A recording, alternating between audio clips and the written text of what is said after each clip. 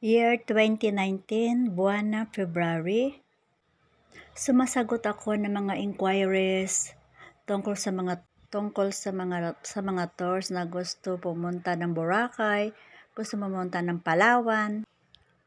Habang ako ay sumasagot ng inquiries or gumagawa ako ng quotation para sa mga guests na pupunta ng Palawan or Boracay, ay meron din gusto pumunta ng Hong Kong, Singapore, Bangkok.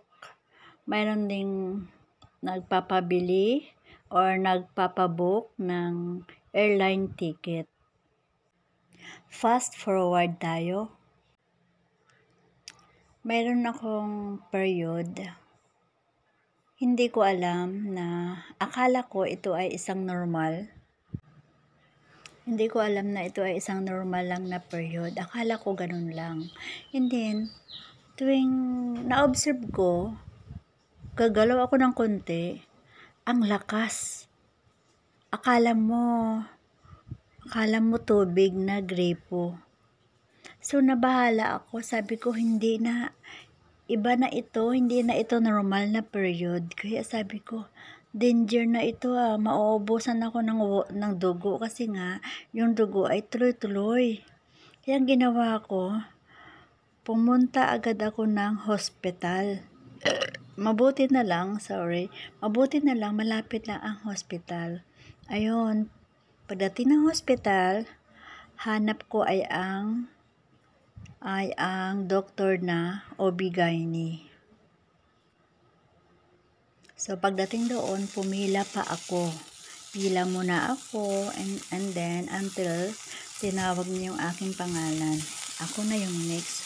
Kaya sabi ko, Dok, sabi ko gano'n. Sabi ko, alam mo ba, Dok? Sabi ko, tuloy-tuloy yung aking period. Yun, sabi ko. And then, sabi ko, nakakatakot. Oo, nakakatakot. Kasi para siyang tubig sa gripo. Tuloy-tuloy yung ng dugo. So, nakakatakot, 'di ba? Kasi nga kapag maubusan tayo ng dugo, delikado. Kaya ayun, ang ginawa, sabi ng doc, niresetahan ako ng doktor na tranexamic tsaka mefenamic. Basta parang ganun.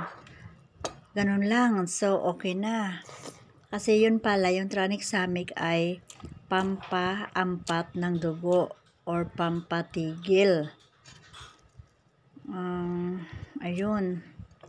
Tapos noon, umuwi na ako ng bahay. Basta nag-take na ako noon na stop na rin yung aking bleeding. And then, after that, after a few months, bumalik sa normal ang aking period. Pagkatapos, after few months uli, nagkaroon ako ng period. Ay, oo, siya nga pala. Ang edad ko nagsimula ang ganitong bleeding. Ako ay 45 years old. Ayun. At year 2019. Ganon.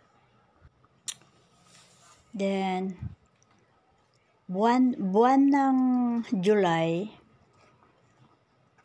nag-flight ako pumunta ng Australia. Yun. Pagdating naman ng Australia, basta before kami umuwi, 1 month na naman, nagkaroon na naman ako ng heavy bleeding. Nakakairita lang kasi nga, nasa bakasyon ka, tapos ganun. Tsaka ang mali ko, dapat pala, pag ganito yung ating nararamdaman, bago tayo mag-vacation, punta muna tayo sa ating doktor, kausapin muna natin kung mayroon ba siyang ma-recommend na iinumin pagka ganitong dumating na naman ang heavy bleeding para maayos ang ating bakasyon, lalo na sa ibang bansa. Kaya, so mga July, yun, ganon. Hindi pagbalik namin,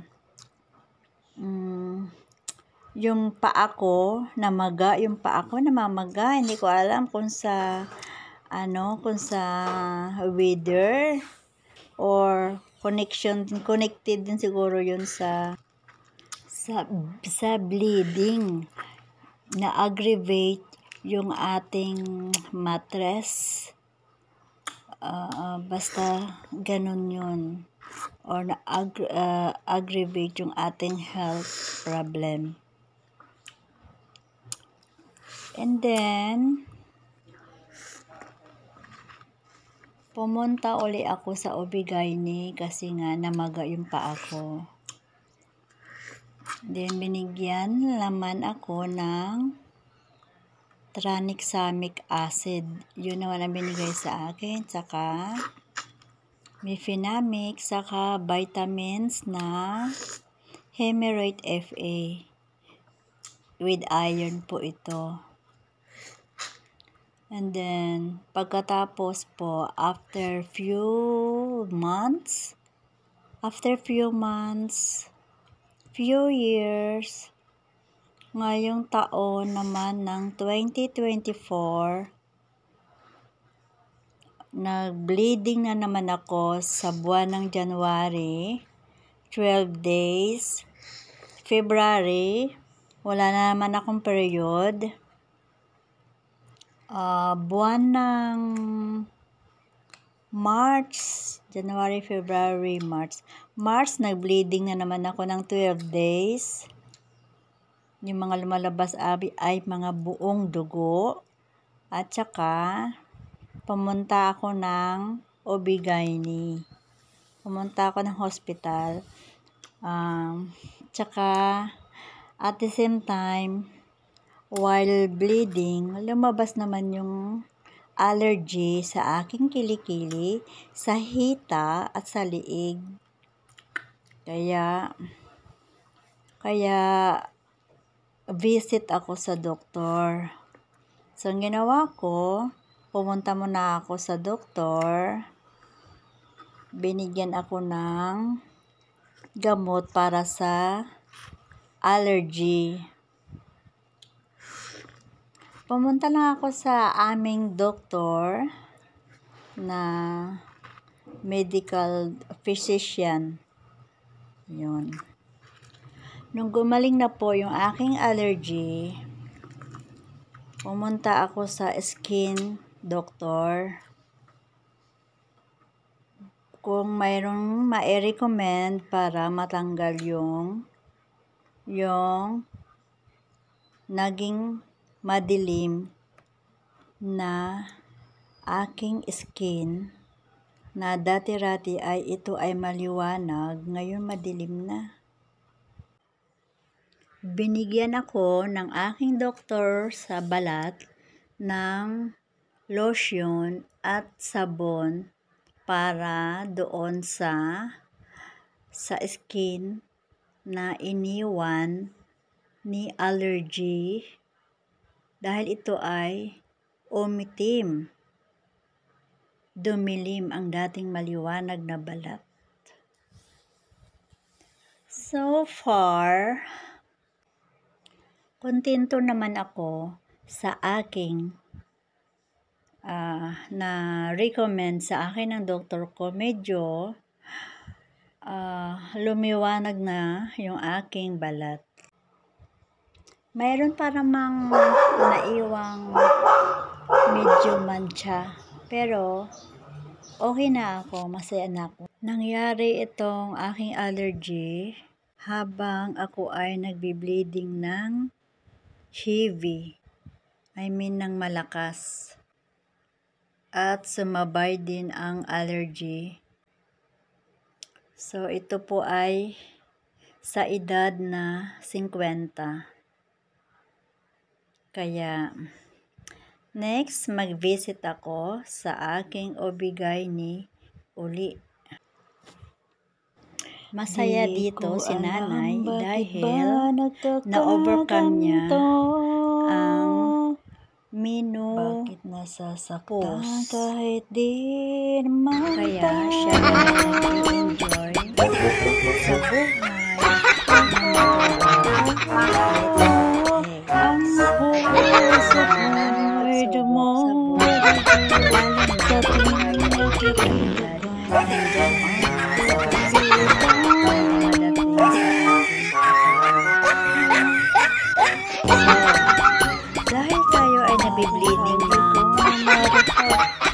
days or 12 days, gano'n. Imagine, mahabang araw. Mahabang araw, wala kang exercise. So, mahihina ako talaga. Kaya hanap ko, imagine kahit hindi nakakalakad, hindi naaarawan, mahina ang katawan, hindi na active ang katawan, tapos sabayan pa ng mga sakit na dumadako sa kanila. Ito ay tumatanda na.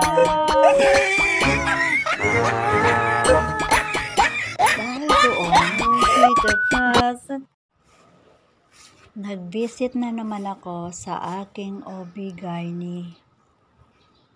Kinuwento ko na 2024, itong taon, Nalaki ng ay kamatis. nag-bleeding na naman ako. Malaki. So, Tapos, ito malaki din to. Pina-blood test ako. And Laki din then, Ayan, tatlo na sila. everything is Ito okay. lumalaki na din. Walang problema. Buyag-buyag. Binigyan ako ng doktor. Ito, tandaan ninyo mga babae. Kailangan natin ito pag tayo ay nasa perimenopausal stage. Ito ang ating iinumin. Mag-calcium with vitamin D tayo dahil tayo ay prone sa osteoarthritis, yung rorupok yung ating bone. Ito yung Ito puno ay ng para- kamatis. Oh. Ito ay aking opinion lamang, ha? Opinion ko lang ito. Marami pang And then, bulaklak. mag-take tayo ng vitamin C. Marami pa Yun, yung saka bulaklak. mag-take tayo ng Ibaba na yung vitamins kanyang, na with bagsak na yung iron. kanyang puno Yun, kasi guys. nga Saka, ang daming bunga. more on fiber Buya-buya, tayo. no?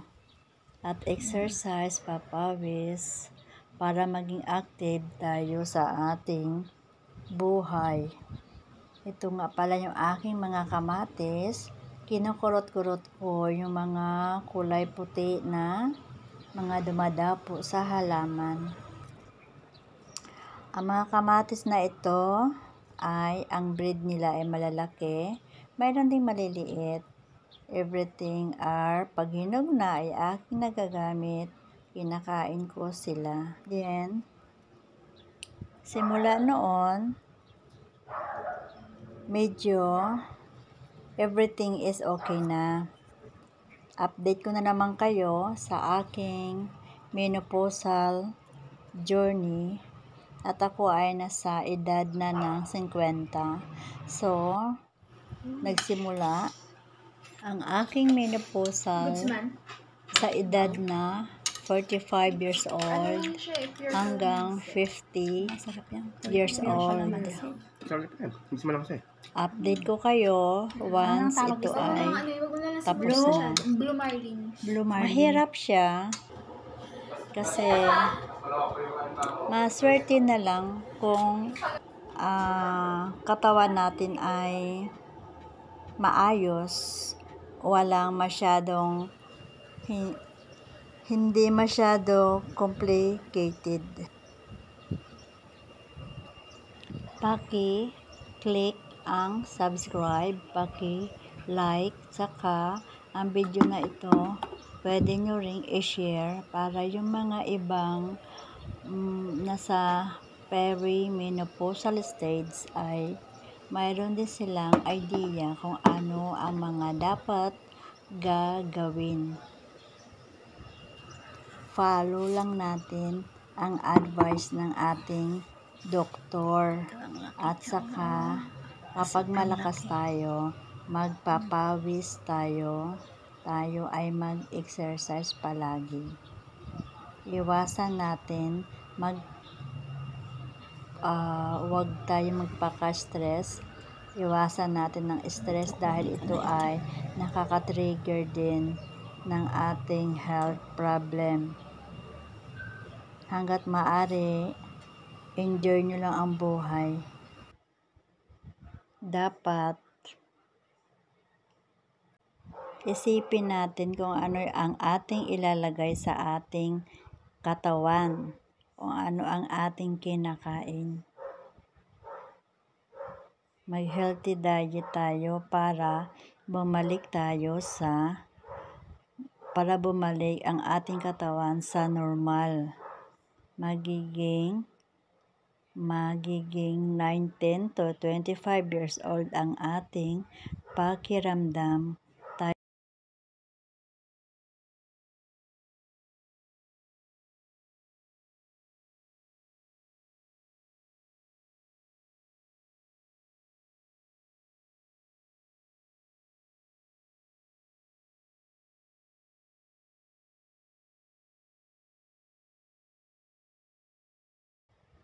Na gawin natin na parang ilog ang ating buhay. Let it flow and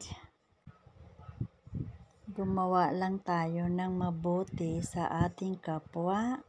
Huwag tayo masyadong judgmental. Well, anyway, kasama na talaga ito sa buhay. Pero, ngitian mo na lang sila kasi baka meron din silang ibang naramdaman.